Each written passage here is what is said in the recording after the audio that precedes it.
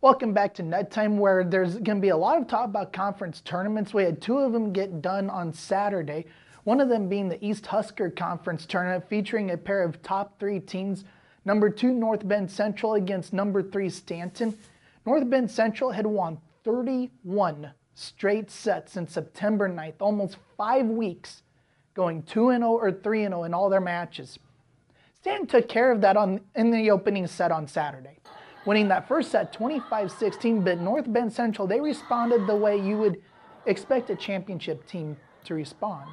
25-18, 25-14, 25-17 right after that. North Bend Central, now the big thing for them, one of 3 unbeatens left in the entire state. That's not necessarily the main goal though.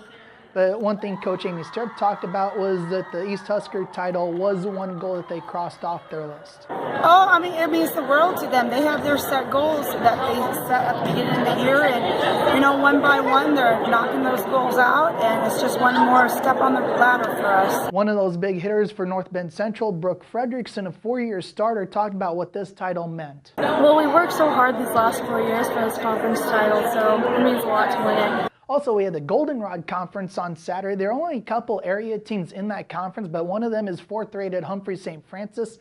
They won the 4th set in their semifinal match 35-33 to force a 5th set. Ended up beating Riverside after the marathon, put them in the championship game against Nebraska Christian. And in that championship, Nebraska Christian is one of those 3 unbeatens left in the state. They ended up knocking off Humphrey St. but the Flyers kept it close in all 3 sets, losing 25-20, 25-22, and 27-25. A lot of conference tournaments coming up though. Lewis and Clark gets underway on Saturday. Look for Ponca, maybe Hartington, Newcastle. Why not among those teams that you would expect to maybe be playing in that championship game later on the following week.